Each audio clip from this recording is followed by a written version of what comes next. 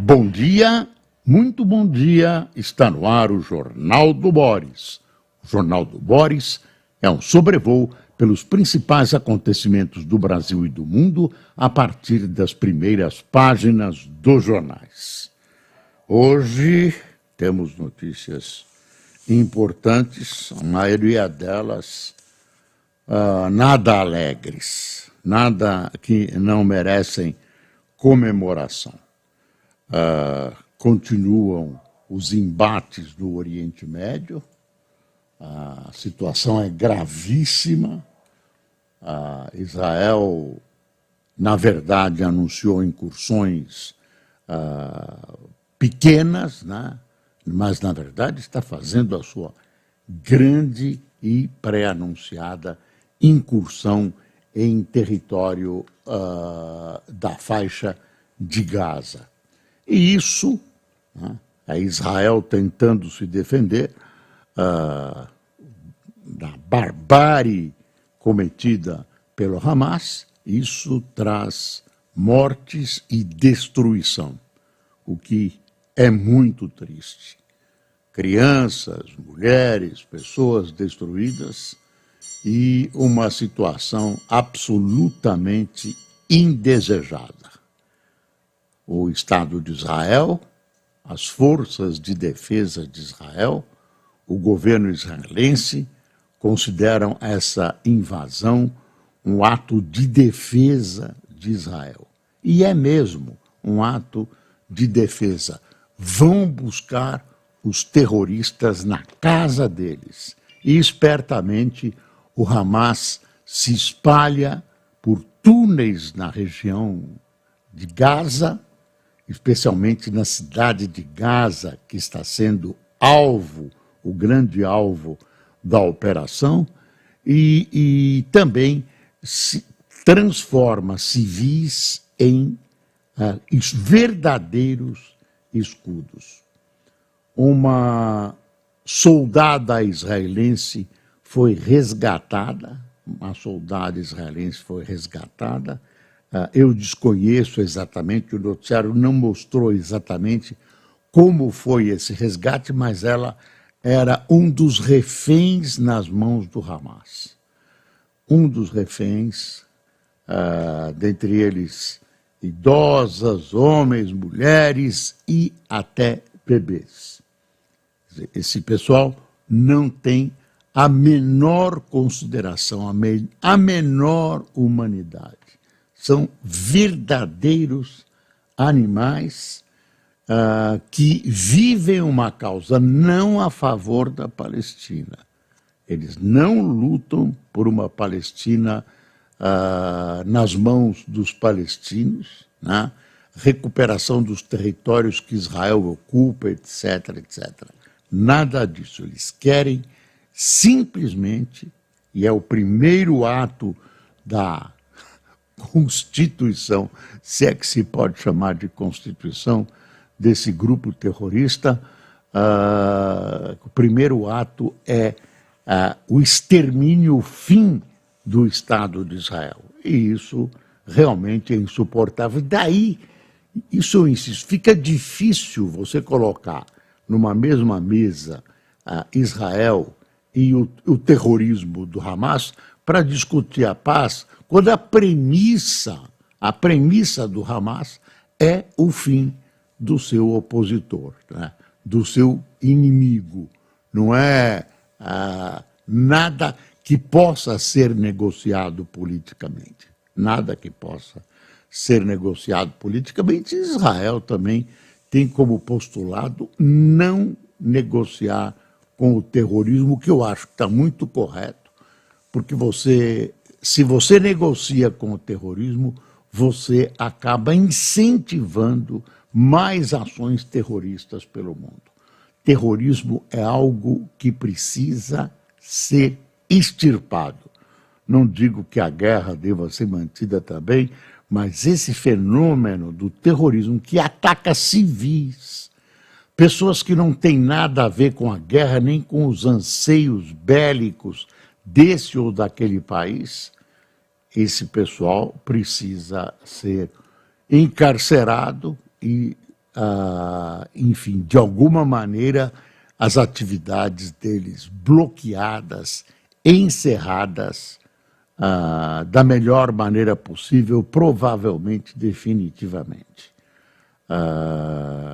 Eu sou a favor dessa reação, dessa retaliação israelense e acho que, bom, tem países que não reagiram, tem países que preferiram esperar. Aí hoje tem um artigo nos jornais revelando um caso do primeiro-ministro da Índia, quando o Paquistão se utilizou de um grupo terrorista para um ataque violentíssimo na Índia, e a Índia resolveu não retaliar diretamente. Achava que isso poderia facilitar a vida do adversário, poderia agregar apoios, o que está acontecendo com o Hamas, e por isso agiu nas sombras, agiu devagar. A retaliação foi aos poucos, uma retaliação lenta, mas efetiva. São grandes interrogações que vivem o mundo e que, enfim, acabam redundando, e essa é a tristeza, né? Na morte de pessoas que não têm nada a ver com o problema, que são civis, que têm famílias, escolas, hospitais, enfim, crianças, e isso poderia ser evitado, mas a realidade, né, a real política mostra uma outra face. Teve um ato simbólico na ONU, o embaixador colocando a estrela de Davi, aquela estrela amarela que foi colocada pelos nazistas para identificar os judeus, né? Enfim, tem uma simbologia nisso, né? Tentativa de eliminar o povo judeu. Por nada, por nada, por nada. Essa foto aqui do Estadão não é de Gaza, é de Acapulco. Dá uma espiada. Terremoto em Acapulco, no México. Acapulco, cartão postal arrasado, foi furacão, não foi terremoto, desculpe. É uma das praias, uma das cidades prediletas pelo turismo internacional. A passagem do furacão Otis por Acapulco transformou a paisagem do cobiçado destino turístico no México, deixando prédios destruídos, alguns inclusive vergados pela força do vento. Até agora, a região contabiliza 45 mortos, 47 desaparecidos, pelo menos 1.600 desabrigados e um prejuízo de 15 bilhões de dólares. A população reclama da demora de ajuda do governo. Olha aqui o resgate. Soldado israelense, olha, isso, se você consultar as melhores gramáticas e o sistema ortográfico brasileiro, você vai ver que a palavra soldada é perfeitamente admitida. Uma mulher que é uma profissional bélica, olha que bonito, é uma soldada. Soldado israelense é resgatada e Hamas exibe vídeo de reféns. Aí apareceram 3 senhoras reféns, uma delas fazendo um apelo, culpando Netanyahu e fazendo um apelo a ele para que faça a troca de prisioneiros, que são 6.000 e poucos, pelos 2.000 e lá vai pedra dos reféns israelenses ou estrangeiros que se encontram nas mãos dos terroristas. No dia em que tropas de Israel libertaram uma soldado, eu digo soldada, sob poder do Hamas, grupo divulgou novo vídeo com reféns. Governos federal e estadual debatem como asfixiar o crime. Reunião tenta traçar ações integradas contra a milícia e tráfico no Rio que os desarticulem financeiramente. Isso, gente, eu ouço há 50 anos. Toda vez que o tráfico dá uma subida, ou acontece aquele episódio como o dos médicos mortos na praia, pela milícia, ou enfim, quando há um episódio público que causa prejuízo político, vem o governo com medidas apressadas, vamos colocar o exército, vamos colocar não sei o quê, vamos matar, vamos aumentar as prisões, agora sim vamos... Não fizeram isso, não fazem. O combate ao crime é um combate que tem que ser planejado, tem que ser adaptado. Muitas vezes o crime se modifica, né? O crime é um camaleão, você força aqui, eles vão para lá.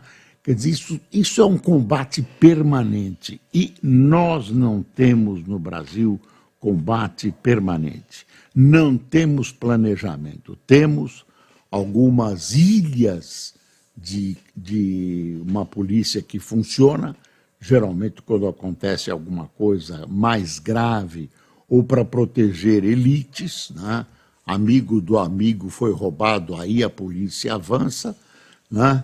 Mas uma luta permanente, uma luta com infiltração, uma luta contra o tráfico que está na raiz desse problema no Brasil, da violência, etc., etc., realmente é uma abominação. E tem a questão da corrupção policial. Lembre-se, daqui a 10 anos vamos ter saudades de hoje, como hoje achamos, né, estamos achando que há 10 anos atrás era menos pior. Situação gravíssima da segurança pública, né, com o ariete, que é o extremo frontal da ação policial, corrompido na grande parte. Ontem nós noticiamos que os policiais roubaram armas do tráfico. Policiais roubaram armas do tráfico. Pensa que é para combater o tráfico? Nada, para vender para outro grupo. Quer dizer, temos problemas gravíssimos e não vai ser uma reunião entre o Lula, alguns governadores com medo das eleições municipais que vem aí, o ministro da Justiça e tal, que vai resolver. Não vai resolver, porque são soluções superficiais, soluções que têm muito mais caráter demagógico do que pedagógico. Nada a ver. Eu realmente não acredito. Tem gente que vai dizer que eu sou um chato, aliás, sou mesmo, e vai dizer que eu não acredito no país e tal. Bom, o outro assunto que marcou o dia ontem foi a história do Haddad. Você viu, né? O Haddad levantou e saiu da entrevista, né? Ele entrou na entrevista visivelmente nervoso. Deu lá as suas explicações, culpou uma legislação antiga, pretérita, culpou a falta de apoio, culpou o Congresso, culpou os políticos, enfim, ele mesmo, né, o Ministério da Fazenda e o governo ficaram fora disso, são vítimas. Agora, ele tinha que contornar o que o Lula fez, né? O Lula o desautorizou. Garantindo que o déficit provavelmente não seria alcançado, quando o Haddad insiste em dizer em propagandear o déficit zero. Ele sabe que o déficit zero é quase difícil, mas é uma meta, é uma tentativa, é um caminho, é um norte, é uma direção. Vem o Lula e faz o que ontem um jornalista chamou de sincericídio. Pegou a opinião e disse, olha, nós precisamos gastar, imagine começar o ano fazendo cortes, tem obras do PAC para começar, blá, blá, blá. Desautorizou o Fernando Haddad. Podia ter tido esse recuo, podia ser uma decisão de governo, só que o Haddad não foi consultado e nem avisado, foi pego de calça curta, foi pego de surpresa. Então, só para esclarecer, eu vou dar uma lidinha aqui em partes do texto da Folha. E aí o chato que o ministro Fernando Haddad, que é um homem visto como calmo, cordato, não resistiu à abordagem da imprensa, levantou e saiu dessa coletiva que ele estava dando, inclusive para anunciar os dois nomes novos do Banco Central. Visivelmente nervoso, visivelmente contrariado. Era o caso, eu imaginei, será que o Fernando Haddad vai pedir o chapéu e vai embora? Então está aqui, ministro disse que por ajuste fiscal pode antecipar medidas previstas para 2024. Ministro da Fazenda, Fernando Haddad, não assegurou ontem a manutenção da meta fiscal zero em 2004, dias depois de o presidente Lula ter afirmado que dificilmente o resultado será atingido. Aí disse o Fernando Haddad, o meu papel é buscar o equilíbrio fiscal, afirmou sem ser assertivo. O chefe da equipe econômica disse que, pelas contas públicas, pode antecipar medidas de arrecadação previstas para o ano que vem. Segundo o ministro, Lula não está sabotando o objetivo fiscal. Não há, por parte do presidente, nenhum descompromisso, acrescenta o jornal, com a meta. O cara vem e fala o que falou, aí vem o outro ministro explicar. Não, não é bem assim, o que o presidente quis dizer. Isso é superestimar a nossa burrice.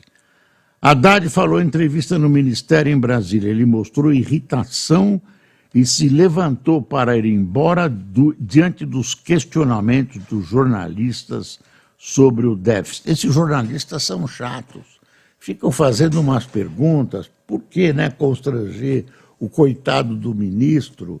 A gente tinha que compreender que ele está numa situação difícil, que o Lula passou a linha vermelha e tinha que compreender. Aí vem uma jornalista, né, o que o Nelson Rodrigues diria, uma estagiária de calcanhar sujo, e faz uma pergunta para ele, uma pergunta que deixa o ministro prensado na parede, né? Enfim, aí o presidente do Senado, Rodrigo Pacheco, disse que ir na contramão das diretrizes de Haddad colocaria o país em rota perigosa. Você vê? Tem um artigo da Dora Kramer, assim, olha, chamada na primeira página. O inimigo mora em casa. Havendo a probabilidade de Lula não ir a um quarto mandato, o primeiro para disputar seria Haddad. Digo seria e pode ser, pois o presidente não reforça, antes fragiliza o ministro quando se dá ao desfrute de pontificar sobre o que não entende, os meandros da economia. Dora dizer que o presidente Lula não entende de economia, ele entende de tudo. Dizer isso, que história é essa? Quem não entendia nada era o Bolsonaro. Israel faz seu maior bombardeio e diz que matou dezenas do Hamas. Halloween se espalha por São Paulo e vai do metrô à escola de samba. Está aqui uma foto do Halloween, que me disseram que é hoje, né? Me disseram que é hoje. Local de maquiagem para a data na estação Sé das linhas azul, a vermelha, blá, blá, blá. Festa que tomou prédios e lojas também acontece na Rosas de Ouro. Isso que era visto como uma coisa americana, não é? Vim lá do passado, tem toda uma história dos celtas e tal. Aí passa pelos Estados Unidos, era uma festa americana, e aí, de repente, vira uma festa brasileira. Até teve um deputado que preconizou que o Brasil fizesse uma festa com Saci Pererê, como é o nome daquele senhor que tem os pés para trás? Curupira.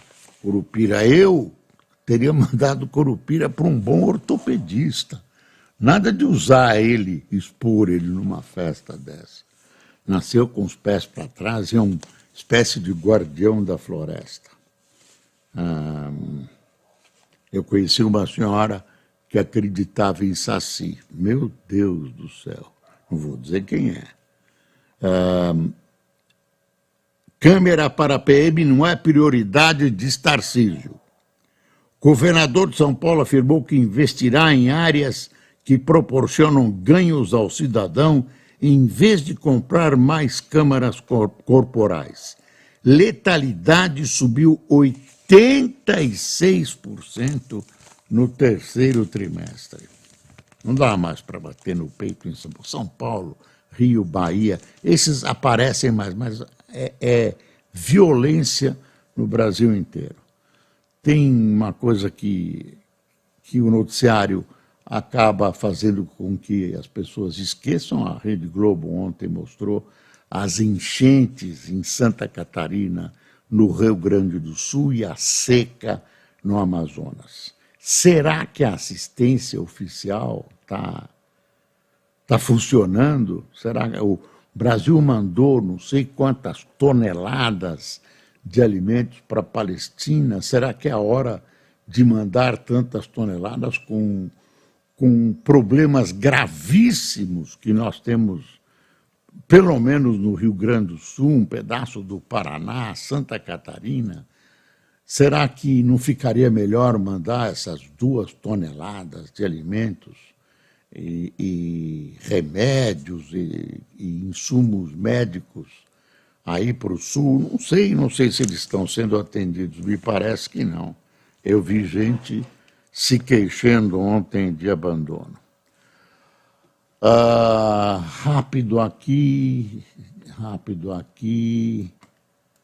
Feminicídio e outros crimes contra a mulher crescem no Rio. Levantamento do Instituto de Segurança Pública mostra que mais de 125 mil mulheres foram vítimas da violência doméstica, física ou psicológica em 2022. 125 mulheres. Entre as 111 assassinadas, 70 já haviam sofrido algum tipo de abuso. Você acredita?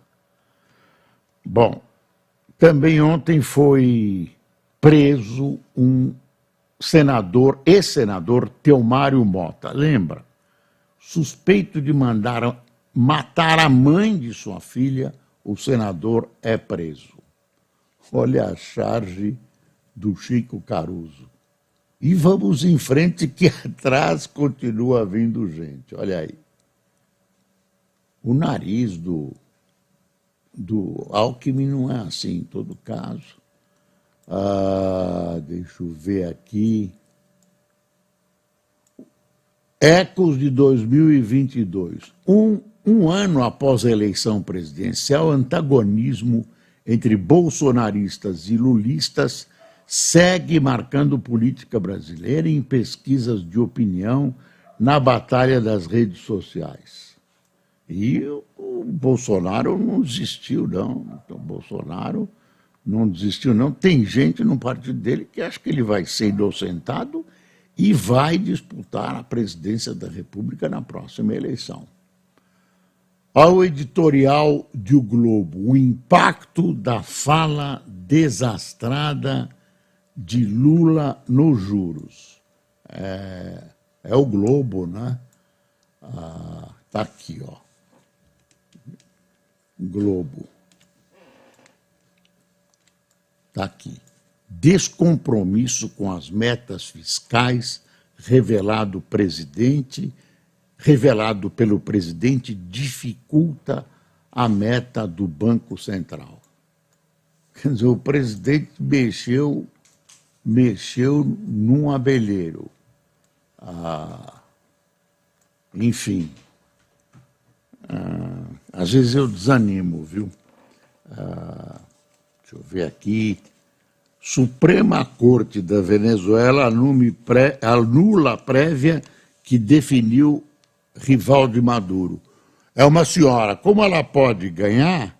Aí resolveram, essa Suprema Corte é um departamento da ditadura da Venezuela. Maduro não gostou, mandou cortar, a mulher está fora, né?